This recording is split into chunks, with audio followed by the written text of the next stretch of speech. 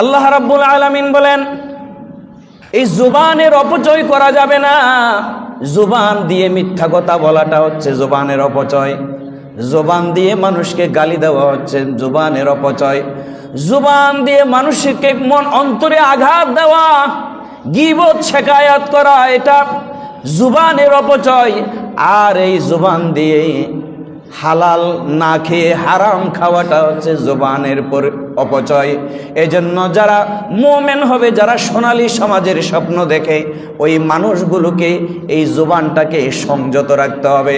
আল্লাহর হাবিব সাল্লাল্লাহু আলাইহি ওয়াসাল্লাম বলেন, যে ব্যক্তি দুই চোয়ালের মধ্যস্থিত জায়গা জুবানের গ্যারান্টি যে ব্যক্তি আমি আল্লাহর রাসূলকে দিতে পারবে, আর দুই উরুর মধ্যস্থিত জায়গা লজ্জাস্থানের গ্যারান্টি যে ব্যক্তি আমাকে দিতে পারবে, আমি রাসূলুল্লাহ তাকে জান্নাতের গ্যারান্টি দিয়ে দিব। বলুন সুবহানাল্লাহ। প্রিয় হাজরিন, এজন্য জুবানের অপচয় করা যাবে না। ওয়াদা দিয়েছেন তো ওয়াদা ঠিক রাখতে হবে। কথা বলবেন তো সত্য কথা বলবেন, মিথ্যা কথা বলবেন না। যদি আপনি ওয়াদা ঠিক না রাখেন, মিথ্যা কথা বলেন, মানুষের গীবত শিকায়াত করেন, আর মানুষের সাথে কথা বললে গালি দিয়ে কথা বলেন, তাহলে আপনি জুবানের অপচয় করলেন। আর এই অপচয় যদি আপনার আমার ভেতরে থাকে, সোনালী পরিবার, সোনালী সমাজ, সোনালী রাষ্ট্র প্রতিষ্ঠিত করা সম্ভব।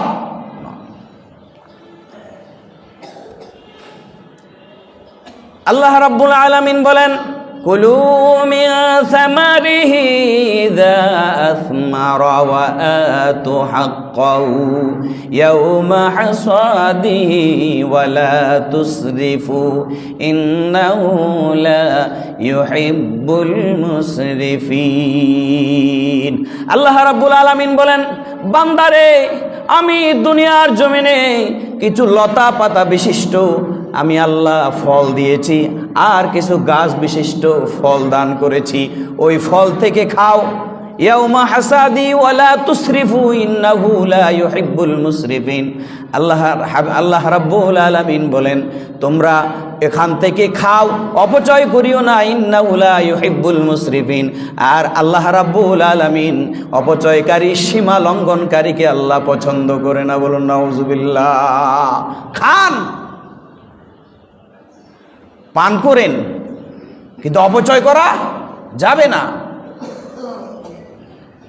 আল্লাহ রাব্বুল আলামিন বলেন, ওয়ালা তুবাযযির তাবযীরা ইন্নাল মুবাযযিরিনা কানু ইখওয়ানাশ শায়াতিনি ওয়া কানাশ শাইতানু লিরাব্বিহি কাফুরা। আল্লাহ রাব্বুল আলামিন বলেন, বাজে খরচ করো না। ওয়ালা তুবাযযির তাবযীরা, বাজে খরচ করো না। ইন্নাল মুবাযযিরিনা কানু ইখওয়ানাশ শায়াতিন, নিশ্চয় যারা বাজে খরচ করে তারা শয়তানের ভাই। ওয়া কানাশ শাইতানু লিরাব্বিহি কাফুরা, আর শয়তান তার রবের প্রতিও কৃতজ্ঞ। বলুন নাউজুবিল্লাহ। শয়তান সব সময় আল্লাহর প্রতিও কৃতজ্ঞ। আর শয়তানের যে ভাই হবে, যিনি শয়তানের ভাই হবেন অপচয় করে, তিনিও কিন্তু শয়তানের চাইতে কম নয়। শয়তান যে আমলগুলো করে, অপচয়কারীও সেই আমল করে। তাহলে এই অপচয় এবং অপব্যয় আমরা কেন করি? এটার কারণ কি? এক নাম্বার কারণ হচ্ছে, মুসলমান মুমিন ব্যক্তি সব কিছু জানে, সব কিছু বুঝে, কিন্তু দ্বীনের জ্ঞান জানে না, দ্বীন বুঝে না। আল্লাহ রাব্বুল আলামিন বলেন, ইয়া বানি আদামা খুযু যিনাতাকুম ইনদা কুল্লি মাসজিদিন ওয়া কুলু ওয়াশরাবু ওয়া লা তুসরিফু ইন্নাহু লা ইউহিব্বুল মুসরিফিন। আল্লাহ রাব্বুল আলামিন বলে, ইয়া বানি আদম, হে আদম সন্তানেরা, খুযু যিনাতাকুম, তোমরা সৌন্দর্য পোশাক পরিধান করো। ইনদা কুল্লি মাসজিদিন, মসজিদে আসার সময়, মসজিদের প্রত্যেক ওয়াক্তে আসার সময় তোমরা সৌন্দর্য পোশাক পরিধান করো। ওয়াকুলু ওয়াশরাবু, তোমরা খাও এবং পান করো। ওয়ালা তুসরিফু, অপচয় করবে না, ইসরাফ করবে না। ইন্নাহু লা ইউহিব্বুল মুসরিফিন। আল্লাহ রাব্বুল আলামিন বলেন, যারা অপচয়কারী, যারা ইসরাফ করে, তাবযীর করে, আমি আল্লাহ রাব্বুল আলামিন তাদেরকে পছন্দ করি না, ভালোবাসি না। সুতরাং দিন সম্পর্কে যদি অজ্ঞতা থাকে, দিন সম্পর্কে যদি জানা না থাকে, তাহলে সে অপচয় করবে। কোনটা অপচয়, কোনটা অপচয় নয়, এই জ্ঞান অর্জন করার জন্য কোরআন হাদিসের জ্ঞান প্রয়োজন আছে। এজন্য আল্লাহর হাবিব সাল্লাল্লাহু আলাইহি ওয়াসাল্লাম বলেন, যে ব্যক্তি এলম অর্জন করলো আর এলমের জন্য শ্রম দিল, তার অর্জন এবং শ্রম দুটোটা আল্লাহর দরবারে সদকার সওয়াব হিসেবে কবুল হয়ে যাবে। বলুন সুবহানাল্লাহ। প্রিয় হাজরিন, তাহলে এই এলম, দ্বীনের জ্ঞান না থাকার কারণে আমরা অপচয় করি। আবার অনেক সময় দেখা যায় এখানে মসজিদে আসার সময়, নামাজে আসার সময় আপনি ফ্রেশ পবিত্র কাপড় পরে আসার কথা বলা হয়েছে, সৌন্দর্যমণ্ডিত কাপড় পরিধান করে আসার কথা বলা হয়েছে। অনেক সময় দেখা যায় মানুষ তাড়াহুড়া করে এসে নামাজে দাঁড়িয়ে যায়, যে শরীর থেকে দুর্গন্ধ বের হয়। আপনি যার পাশে দাঁড়ালেন, আপনার শরীর থেকে যদি দুর্গন্ধ বের হয়, তার নামাজের ক্ষতি হবে। এই জন্য আল্লাহ রাব্বুল আলামিন অর্ডার করেছেন, হে বনি আদম, যখন প্রত্যেক ওয়াক্তে তুমি মসজিদে আসবে, আসার সময় পবিত্র পরিচ্ছন্ন সুন্দর কাপড় পরিধান করে আসো। বলুন সুবহানাল্লাহ। আপনি কার সাথে মোলাকাত করতে আসছেন? আল্লাহর সাথে। কার সাথে? আল্লাহর সাথে মোলাকাত করতে এসেছেন। সুতরাং আল্লাহর সাথে যে ব্যক্তি মোলাকাত করতে আসবে, সেই ব্যক্তি অগুচালো আসবে না, অপরিচ্ছন্ন আসবে না, অসুন্দর আসবে না। সে আল্লাহর সাথে মোলাকাত করতে আসবে, সুন্দর পোশাক পরে আসবে, পবিত্র হয়ে আসবে, পরিচ্ছন্ন হয়ে আসবে। বলুন সুবহানাল্লাহ। আল্লাহ রাব্বুল আলামিন বলেন, ওয়ালা তাজআল ইয়াদাকা মাগলুলাতুন ইলা উনুকিকা ওয়ালা তুবসুতহা কুল্লাল বাসতি ফাতাকউদা মালুমান মাহসুরা। আল্লাহ রাব্বুল আলামিন বলেন, ওয়ালা তাজআল ইয়াদাকা মাগলুলা, যে তুমি তোমার হাতকে বোটে রাখিও না, গর্দানের সাথে বোটে রাখিও না। ওয়ালা তাবসুতুহা কুল্লাল বাসতি, আবার ছেড়ে দিলে একদম ছেড়ে দিও না। ফাতাকউদা মালুমান মাহসুরা, তাহলে তুমি নিন্দিত এবং নিঃস্ব হয়ে যাবে। এর অর্থ হচ্ছে কি, যে আপনি যদি খরচ করেন তাহলে মধ্যম পন্থা অবলম্বন করবেন, কৃপণতা অবলম্বন করবেন না। আবার যদি খরচ করেন, একদম হাতকে সম্প্রসারিত করে দিবেন না, অর্থাৎ খুলে দিবেন না।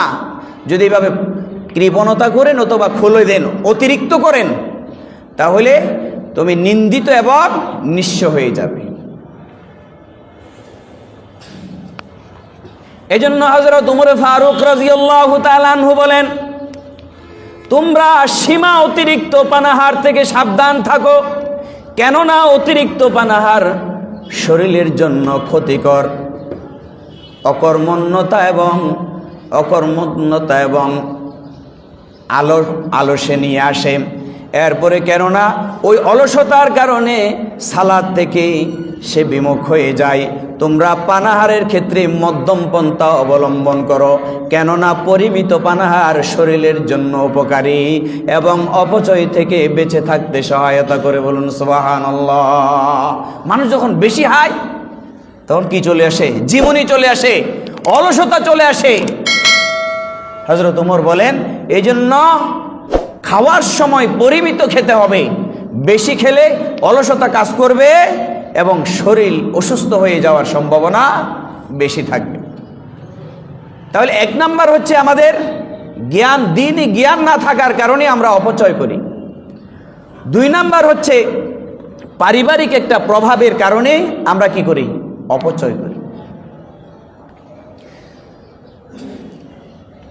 এজন্য আল্লাহর হাবিব সাল্লাল্লাহু আলাইহি ওয়াসাল্লাম বলেন, কুল্লু মাউলুদিন ইউলাদু আলাল ফিতরাতি ফাআবাওয়াহু ইউহাউবিদানিহি আও ইউনাসসিরানিহি আও ইউমাসজিসানিহি। রাসূল পাক সাল্লাল্লাহু আলাইহি সাল্লাম বলেন, কুল্লু মাউলুদিন ইউলাদু আলাল ফিতরাতি, প্রত্যেক নবজাতক ফিতরতের উপরে জন্মগ্রহণ করে।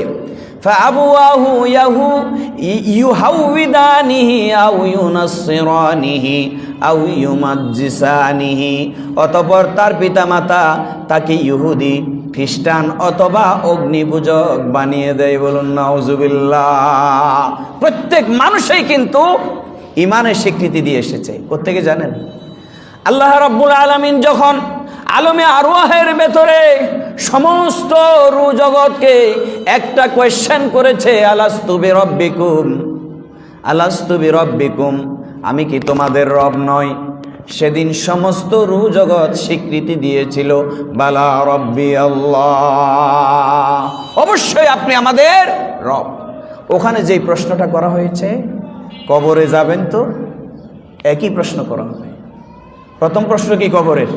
মার রাব্বুকা। ওখানে প্রথম প্রশ্ন কি ছিল? আলাস্তু বিরব্বিকুম। ওখানে প্রশ্নটা করেছিল সরাসরি আল্লাহ।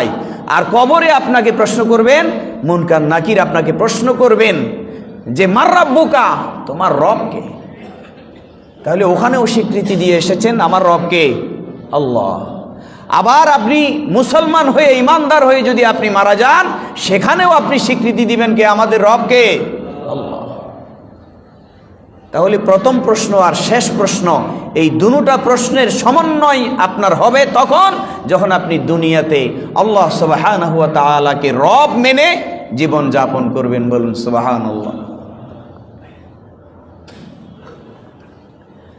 তারপরে 3 নাম্বার হচ্ছে সঙ্গ দোষে মানুষ অপচয় করে। কি দোষে? সঙ্গ দোষে। এক বন্ধু সিগারেট খায়, আরেক বন্ধু খায় না। এখন দুইজন একসাথে চলতে চলতে দেখা যায় ওই যিনি সিগারেট খায় তিনি তার বন্ধুকে সিগারেট খাওয়ার জন্য উৎসাহ দেয়। 1 দিন, 2 দিন, 3 দিন, 4 দিন পরে দেখা যায় সেও খাচ্ছে। এজন্য সহচর্য, সঙ্গ, আপনার সঙ্গী যদি ভালো হয় আপনি ভালো, আর আপনার সঙ্গী যদি মন্দ হয় তাহলে আপনি মন্দ। আল্লাহর হাবিব সাল্লাল্লাহু আলাইহি ওয়াসাল্লাম বলেন, আর রাজুলু আলা দীনি খালিলিহি ফালইয়ানজুর আহাদুকুম মান ইউখালিল। প্রত্যেক ব্যক্তি তার সঙ্গীর দিন গ্রহণ করে, সুতরাং তোমরা সঙ্গী নির্বাচনের সময় অবশ্যই সতর্কতা অবলম্বন করবে। বলুন সুবহানাল্লাহ। আপনার সন্তান কার সাথে মিশে, আপনি কার সাথে মিশেন, আপনার মেয়ে কার সাথে মিশে, আপনার ছেলে কার সাথে মিশে, সব সময় সজাগ দৃষ্টি রাখতে হবে। কারণ সৎসঙ্গে স্বর্গবাস, অসৎসঙ্গে সর্বনাশ। আপনার সন্তান যদি কলমাওয়ালা, আল্লাহওয়ালা, রাসূলওয়ালা সঙ্গীর সাথে চলে তাহলে কোনো টেনশন নাই। আর আপনার সন্তান যদি মদদি, গাজাটি, ইয়াবাখুর, চরিত্রহীন, লম্পট সঙ্গীর সাথে চলে তাহলে আপনার সন্তানের জন্য ইহকালে যেমন ভয়ের কারণ, পরকালেও তেমনি ভয়ের কারণ রয়েছে। বলুন নাউজুবিল্লাহ। প্রিয় হাজিরিন, এজন্য আপনি আপনার সন্তান কার সাথে মিশছে, আপনার কন্যা, আপনার মেয়ে কার সাথে মিশছে, এদিকে আমাদেরকে খেয়াল রাখতে হবে। আর আমি কার সাথে মিশছি সেটাও খেয়াল রাখতে হবে। কারণ এখন তো মানুষের সাথে না মিশা পর্যন্ত বলতে পারবে না মানুষটা কেমন, মানুষটা কেমন। আমরা শুধু সঙ্গী নয়, নেতা নির্বাচন করার সময়ও আমাদেরকে খেয়াল রাখতে হবে নেতা নামাজি কিনা, নেতাকে নামাজি কিনা, নেতার চরিত্র ঠিক আছে কিনা, নেতার লেনদেন ঠিক আছে কিনা, নেতার জুবান ঠিক আছে কিনা, নেতা নামাজি কিনা, আল্লাহওয়ালা কিনা, দিনদার কিনা, পরহেজগার কিনা। নেতা যদি আল্লাহওয়ালা না হয়, পরহেজগার না হয়, নামাজি না হয়, চরিত্রবান না হয়, তাহলে ওই নেতা যাওয়ার সময় যখন জাহান্নামে যাবে, কর্মীকেও সাথে জাহান্নামে নিয়ে যাবে। এই জন্য আপনি সঙ্গী বাছাই করবেন, নেতা বাছাই করবেন, ইমাম বাছাই করবেন, এমনভাবে বাছাই করবেন যেন তাকে সহ সাথে নিয়ে আপনি জান্নাতে যেতে পারেন।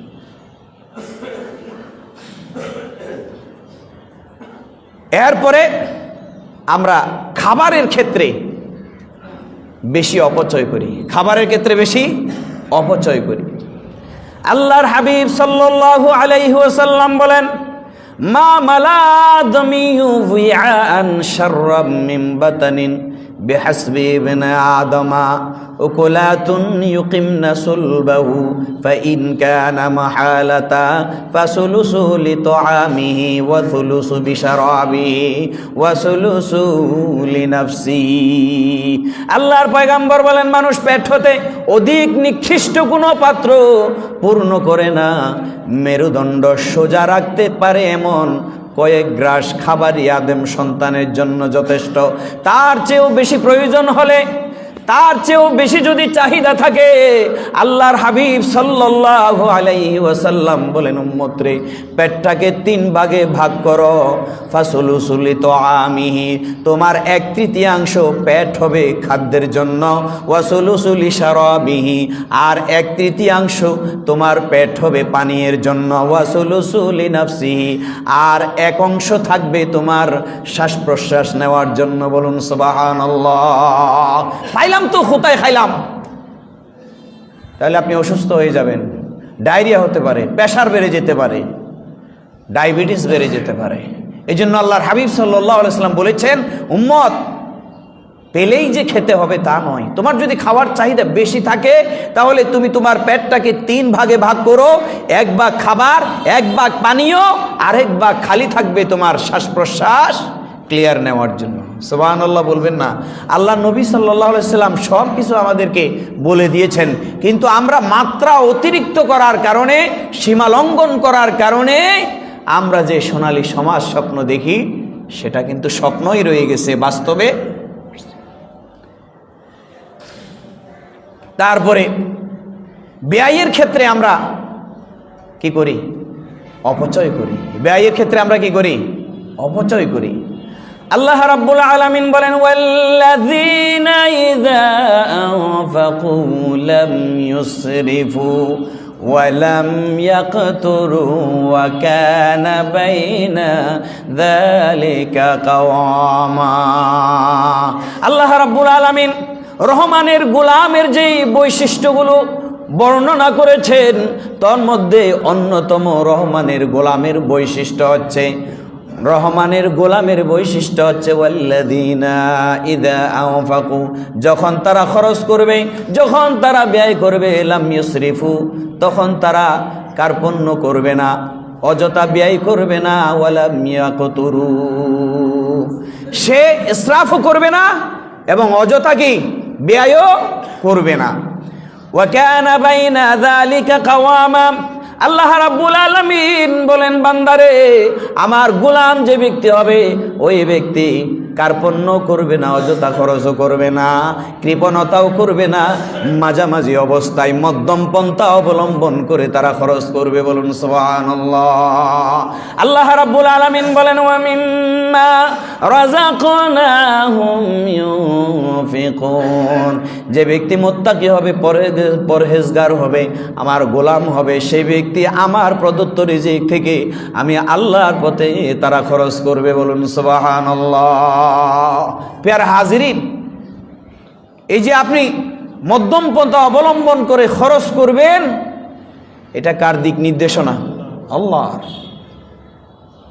একজন মানুষ কত সেবক লাগে, ড্রাইভার একজন, হসওদুইন্য একজন, বাসাবাড়ি মুসন্য একজন, ফুয়ালইজন একজন, বহুল্লাই একজন, এত যদি একজন মানুষের জন্য যদি এত সেবকের প্রয়োজন হয়, তো আপনার কাজটা কি? এটার নাম হচ্ছে বিলাসিতা। এটার নাম কি? বিলাসিতা। আল্লাহর হাবিব সাল্লাল্লাহু আলাইহি ওয়াসাল্লাম বলেন, কুলু ওয়াশরাবু ওয়া তাসাদ্দাকু ওয়া আলবাসু মা লাম ইউখালিতু ইসরাফুন আও মাখিলা। হযরত আব্দুল্লাহ ইবনে ওমর ইবনুল আস রাদিয়াল্লাহু তাআলা আনহু থেকে বর্ণিত, রাসূল পাক সাল্লাল্লাহু আলাইহি ওয়াসাল্লাম বলেছেন, কুলু, খাও, ওয়াশরাবু, পান করো, ওয়া তাসাদ্দাকু, বেশি বেশি সাদকা করো, ওয়া আলবাসু, পোশাক পরিধান করো, মা লাম ইউখালিতুহু, যতক্ষণ তা অপচয় ও অহংকার মিশ্রিত না হয়। বলুন সুবহানাল্লাহ। আল্লাহর নবী বলেছেন, খাও, পান করো, সাদকা করো, পোশাক পরিচ্ছেদ পরিধান করো, কিন্তু দুইটা জিনিস আসতে পারবে না। এক নাম্বার হচ্ছে অপচয়, দুই নম্বর হচ্ছে কি? অহংকার আসতে পারবে না। কি আসতে পারবে না? অহংকার আসতে পারবে না। আল্লাহর নবী সাহাবীরা বললেন, ইয়া রাসূলুল্লাহ, ইয়া হাবিবাল্লাহ, দুনিয়াতে আমাদের জন্য আমাদের বলতে কিছু আছে কিনা?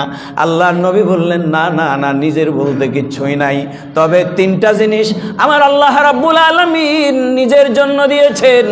এক নাম্বার হচ্ছে খাওয়ার পরে তোমার এটা যদি হজম হয়ে যায়, এটা নিজের। এটা কার? খাওয়ার পরে এটা হজম হয়ে গিয়েছে, এটা নিজের। পরার পরে এটা পুরাতন হয়ে গিয়েছে, এটা নিজের। আর আমার মাওলার জন্য খোদার গোলামেরা যা করবেন ওই সব কিছু এটা নিজের জন্য। বলুন সুবহানাল্লাহ। আপনি খেয়ে হজম করেছেন, এটা কার? নিজের।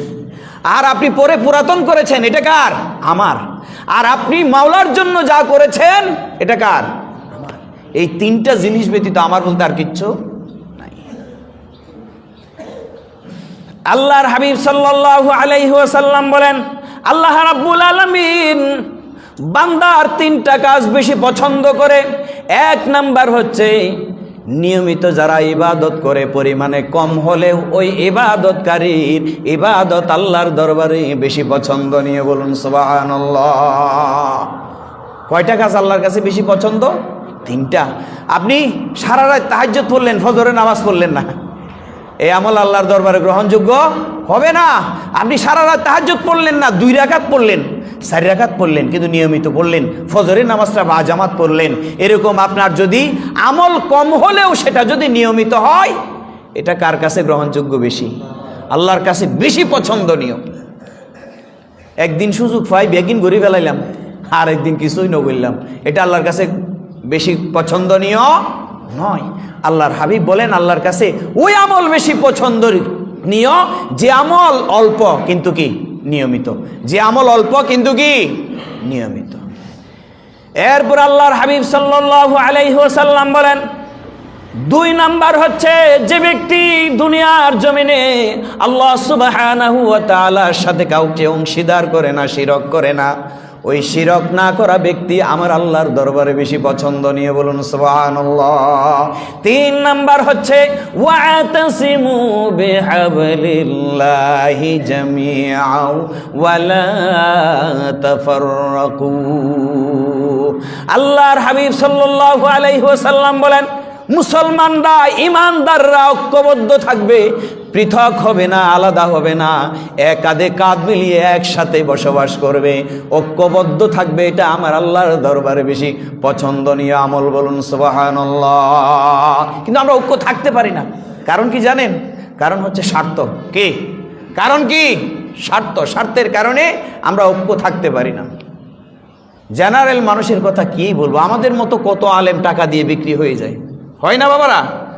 কত আলেম টাকা দিয়ে বিক্রি হয়ে যায়, কিভাবে ঐক্য থাকবেন? এই জন্য আল্লাহর হাবিব সাল্লাল্লাহু আলাইহি ওয়াসাল্লাম বলেন, আমার আল্লাহর কাছে 3টা আমল বেশি মহাব্বতের, বেশি পছন্দনীয়। 1 নাম্বার হচ্ছে আপনি আমল কম করেন, সেটা নিয়মিত করেন। 2 নাম্বার হচ্ছে আপনি আমল করবেন, শিরক করবেন না। 3 নাম্বার হচ্ছে আপনি ঐক্যবদ্ধ থাকবেন, বিচ্ছিন্ন হবেন না। সুবহানাল্লাহ বলবেন না? আমি আরেকদিন বলেছিলাম, ঐক্যটা এখন বেশি জরুরি। ঐক্যটা এখন বেশি জরুরি। যে একজন পিতা মারা যাওয়ার আগে তার 10টা সন্তানকে ডাকলেন, বললেন, বাবা একটা একটা করে কাটি নাও। একটা একটা করে 10 জনের হাতে 10টা কাঠি তুলে দেওয়া হয়েছে। বলা হলো, এটা ভাঙো। ঠাস ঠাস করে তারা কাঠিটা ভেঙে ফেলেছে। এবার 10টা কাঠিকে একসাথে করে এটাকে একটা তারা বাঁধিয়ে তারপরে প্রথম সন্তানের হাতে তুলে দেওয়া হলো। তাকে বলা হলো, এটা ভাঙো। সে ভাঙতে পারে না। এভাবে করে দ্বিতীয়, তৃতীয়, চতুর্থ 10 জন সবার হাতে গিয়েছে। ওই 10টা কাঠি একসাথে হওয়ার কারণে তারা ভাঙতে পারে নাই। পিতা ডাক দিয়ে বললেন, প্রাণের সন্তান, জেনে রাখো, প্রথম কাঠিটা সহজেই ভেঙে ফেলেছো। কারণ কি? তারা আলাদা আলাদা ছিল। যার কারণে ভাঙতে সহজ হয়েছে। যখন তারা সম্মিলিত হয়ে গিয়েছে, ঐক্যবদ্ধ হয়ে গিয়েছে, তখন তোমাদের কারো পক্ষে ওই ঐক্য ভাঙ্গা সম্ভব হয় নাই। সুতরাং আমার অর্জিত সম্পদ তখনই তোমরা রক্ষা করতে পারবে যখন তোমাদের ভেতরে ঐক্য থাকবে। তখন তোমাদেরকে কেউ ছিন্ন করে আমার এই সম্পদ তোমাদের থেকে কেড়ে নিতে পারবে না। বলুন সুবহানাল্লাহ। প্রিয় হাজিরিন, ঐক্য থাকতেই হবে, না হলে এই দেশ, এদেশের স্বাধীনতা এবং আপনার ইমাল আমল নিয়ে বেঁচে থাকা সামনের পথ হবে কঠিন চ্যালেঞ্জের। প্রিয় হাজিরিন, ঐক্য থাকতেই হবে। মনে করেন আজকে আপনার প্রতিবেশী কারো, হিন্দু হোক, বৌদ্ধ হোক, খ্রিস্টান হোক, মুসলিম হোক, কারো বাড়িতে যদি আগুন লাগে, আপনি কি চেয়ে থাকবেন? কেরোসিন দিবেন? কি করবেন? যার যা আছে তাই নিয়ে দ্রুত আপনাকে আগুন নেভানোর দায়িত্ব পালন করতে হবে। মুসলমান, চতুর্দিক দিয়ে ইমানের ঘরে আগুন লেগেছে। এখনো পর্যন্ত মুসলমানরা চেষ্টা করে বলে যে রাজনীতির সাথে কোরআনের কোনো সম্পর্ক নাই। তাহলে বুঝতে হবে আপনার ইমানের ঘরে এখন আগুন জ্বলছে। ওই আগুন নিবানোর জন্য মুসলমানরা যদি ঐক্যবদ্ধ না হয় তাহলে পুরে ছারখার হয়ে যাবে, মুসলমানরা টিকতে পারবে। কোরআনের যে 114টি সূরা আছে, তন্মধ্যে উল্লেখযোগ্য প্রায় 23টি সূরা হচ্ছে সরাসরি রাজনীতি সূরা। সুবহানাল্লাহ বলবেন না? কিসে সূরা? সরাসরি রাজনীতি সূরা। সূরা মুলক মানে কি? সূরা মুলক মানে হচ্ছে রাজনীতি সূরা। কিসে সূরা? রাজত্বের। এভাবে করে 23টা সূরা আছে সরাসরি রাজনীতি সূরা। আপনাদের রাজনীতির লয় কোরআন আল্লাহ এখনো সম্পর্ক নাই। আল্লাহ বুঝার তৌফিক দান করুন, সকলে বলি আমিন। প্রিয় হাজিরিন, তাহলে সময় এসেছে ঐক্যবদ্ধ থাকতে হবে। যারা ঐক্যবদ্ধ থাকে তারা আল্লাহর কাছে প্রিয় না অপ্রিয়? প্রিয়। এই জন্য ঐক্য থাকতে হবে। এরপর আল্লাহর হাবিব সাল্লাল্লাহু আলাইহি ওয়াসাল্লাম বলেন, 3টা আমল আল্লাহর কাছে বেশি অপছন্দনীয়। আল্লাহ রাব্বুল আলামিন ওই আমলকারী ব্যক্তিদেরকে পছন্দ করে না। রাসূল সাল্লাল্লাহু আলাইহি ওয়াসাল্লাম বলেন, যখন মানুষ অহেতুক কথাবার্তা বেশি বলবে, অহেতুক অনর্থক কথাবার্তা বেশি বলবে, আল্লাহর হাবিব বলেন ওই অনর্থক কথাবার্তা বলাকারী ব্যক্তিকে আমার আল্লাহ টোটালি পছন্দ করে না, ঘৃণা করে। বলুন নাউজুবিল্লাহ। এই জন্য অনর্থক অহেতুক কথাবার্তা বলা যাবে না। এরপরে 2 নাম্বার হচ্ছে অহেতুক প্রশ্ন করা, অধিক প্রশ্ন করা। আল্লাহর হাবিব সাল্লাল্লাহু আলাইহি ওয়াসাল্লাম বলেন, উম্মতরে অধিক প্রশ্ন আগের যুগের উম্মতরা করার কারণে তারা ধ্বংস হয়ে গিয়েছে। সুতরাং অনর্থক অধিক প্রশ্ন করা যাবে না, কারণ এটা আমার আল্লাহর দরবারে অপছন্দনীয় আমল। অধিক প্রশ্ন করা যাবে না। হতার নাম লতা। হতার নাম কি? লতা। আপনি যত প্রশ্ন করবেন এত হতা বাড়বে, এত হতা বাড়বে। তবে জানার জন্য করবেন। কি জন্য? জানার জন্য প্রশ্ন করবেন। যেটা জানবেন না সেটা জানার জন্য করবেন। 3 নাম্বার, আল্লাহর হাবিব সাল্লাল্লাহু আলাইহি ওয়াসাল্লাম বলেন, উম্মতরে 3 নাম্বার আমল বেশি বেশি অনর্থক সম্পদ বিনষ্ট করা। যারা অনর্থক সম্পদ বিনষ্ট করে ওই বিনষ্টকারীদেরকে আমার আল্লাহ পছন্দ করে না। বলুন নাউজুবিল্লাহ। তাহলে 3টা আমল বেশি প্রিয়। কয়টা আমল? 3টা আমল বেশি প্রিয়। 1 নাম্বার হচ্ছে নিয়মিত ইবাদত। নিয়মিত কি? ইবাদত। 2 নাম্বার হচ্ছে শিরক না করা। 3 নাম্বার হচ্ছে ঐক্যবদ্ধ থাকা, বিচ্ছিন্ন না হওয়া। আর আল্লাহ বেশি অপছন্দ করে 3টা আমলকে। 1 নাম্বার হচ্ছে অনর্থক অহেতুক কথাবার্তা বলা, এটা আল্লাহ পছন্দ করে না। 2 নাম্বার হচ্ছে অহেতুক অধিক প্রশ্ন করা। 3 নাম্বার হচ্ছে অনর্থক সম্পদ বিনষ্ট করা। অনর্থক সম্পদ কি করা? বিনষ্ট করা। আল্লাহর হাবিব সাল্লাল্লাহু আলাইহি ওয়াসাল্লাম বলেন, আমার উম্মতেরা ততদিন পর্যন্ত ধ্বংস হবে না যতদিন না তারা ত্যাগের জীবনকে প্রাধান্য দেবে, ভোগের জীবনকে পরিত্যাগ করবে। বলুন সুবহানাল্লাহ। আর যখনই উম্মত ত্যাগের জীবন ছেড়ে ভোগের জীবনে মত্ত হয়েছে তখনই তাদের পরাজয় হবে। দেখেন, আমরা কিন্তু ত্যাগের জীবন ছেড়ে আমরা ভোগের জীবনকে আমরা প্রাধান্য দিয়েছি, যার কারণে আপনারা দেখেছেন ভারত উপমহাদেশ প্রায় 700 বছর কারা শাসন করেছে? মুসলমানরা। কারা শাসন করেছে? সুলতানি আমল, সম্রাটি আমল, মোগলি আমল, এরকম আমল যেতে যেতে প্রায় 700 বছর মুসলমানরা ভারত উপমহাদেশ শাসন করেছে। মুসলমানদের পতন কেন হয়েছে? বিলাসিতার কারণে। কিসের কারণে? বিলাসিতার কারণে। আমার একজন স্যার ছিল, প্রফেসর গিয়াসউদ্দিন, উনি আমাকে বলতেন, ওদের আগ্রার তাজমহলের দিকে তাকাও তো, যে বিলাসিতা। আগ্রার তাজমহল তৈরি করেছে 20,000 সৈন্যের 20 বছর সময়ে অগণিত সম্পদ ব্যয় করার মাধ্যমে, টাকা ব্যয় করার মাধ্যমে এই তাজমহল নির্মাণ করা হয়েছে। বলেন তো, এই তাজমহলের কারণে কি আমাদের কোনো কল্যাণ হয়েছে? কোনো কল্যাণ হয়েছে? হয় নাই। এটা হচ্ছে বিলাসিতার বহিঃপ্রকাশ। মানুষ বলে মুসলিম স্থাপত্য। না, আপনি এমন কোন স্থাপত্য তৈরি করতে পারবেন না যেটা মানুষ এবং এবং দেশের কল্যাণে ব্যবহৃত হয়। আজকে যদি ওই তাজমহল বিলাসিতা, ওই বিলাসিতার অভিলাষ প্রকাশ করার জন্য যদি ওই তাজমহল যদি তাজমহল না করে যদি মসজিদ বানাইতো, তাহলে মুসল্লিরা নামাজ পড়তো, তাদের কবরে সওয়াব যেত। আর এটা যদি মসজিদ না বানিয়ে যদি মাদ্রাসা বানাইতো, ওখান থেকে অসংখ্য আলেম ওলামা তৈরি হয়ে যেত। ওই আলেম ওলামা যতগুলো এলম শিখতেন, যতগুলো এলম প্রচার করতেন, সমস্ত এলমের সওয়াব তাদের কবরে যেত। এটা যদি মাদ্রাসা না হয়ে মেডিকেল হতো, ডাক্তার বের হতো, ডাক্তাররা মানুষকে ওখান থেকে বের হয়ে সেবা দিত। আর যদি এটা ডাক্তার মেডিকেল না হয়ে যদি বুয়েট হতো, এটা যদি ইঞ্জিনিয়ারিং কোনো প্রকৌশল বিশ্ববিদ্যালয় হতো, তাহলে ওখান থেকে ইঞ্জিনিয়াররা বের হয়ে দেশ এবং দশের খেদমত করতে পারত। কিন্তু এটা মসজিদও নয়, মাদ্রাসাও নয়, প্রকৌশল বিশ্ববিদ্যালয় নয়, মেডিকেলও নয়, এমনকি দর্শনীয় স্থান ছাড়া আর কোনো কিছু করার মতো ফায়দামূলক আর কোনো কাজ নাই। এটা মুসলমানের জন্য কি কল্যাণ এসেছে? আপনারা দেখেছেন দুবাইয়ের বুর্জ খলিফা, যখন ইহুদিরা মুসলমানদেরকে মারার জন্য ক্ষেপণাস্ত্র তৈরি করছে, রাসায়নিক বোমা তৈরি করছে, যুদ্ধ বিমান তৈরি করছে, তখন মুসলমানরা বিলাসিতায় গা ভাসিয়ে দিয়ে তারা বুর্জ খলিফা তৈরি করছে। কিসের নেশায়? বিলাসিতার নেশায়। কিসের নেশায়? বিলাসিতার নেশায়। আপনাকে ওই বুর্জ খলিফা তৈরি না করে মুসলমান রক্ষার জন্য তাদের সাথে আপনি যদি কম্পিটিশনে লিপ্ত হতেন, তাহলে আজকে লক্ষ লক্ষ ফিলিস্তিনিদেরকে জীবন দিতে হতো না। আজকে যখন স্পেনের মুসলমানরা নির্যাতিত, স্পেন থেকে যখন ইসলাম দূরে সরে গিয়েছে, ওই মুসলমান স্পেন বিজয় করেছিল, মুসলমানরা সেখানে আলহামরা অর্থাৎ জান্নাতকে কল্পনা করে এমন একটা জান্নাত তারা সেখানে তৈরি করেছে, সেটার নাম কি? আলহামরা। এই আলহামরা তৈরি করে আপনি কি করেছেন? দর্শনীয় স্থান ছাড়া কিছুই নয়। এই জন্য মুসলমানরা বিলাসিতা বর্জন করতে হবে। বিলাসিতা যদি বর্জন না করে মুসলমানদের পরাজয় নিশ্চিত।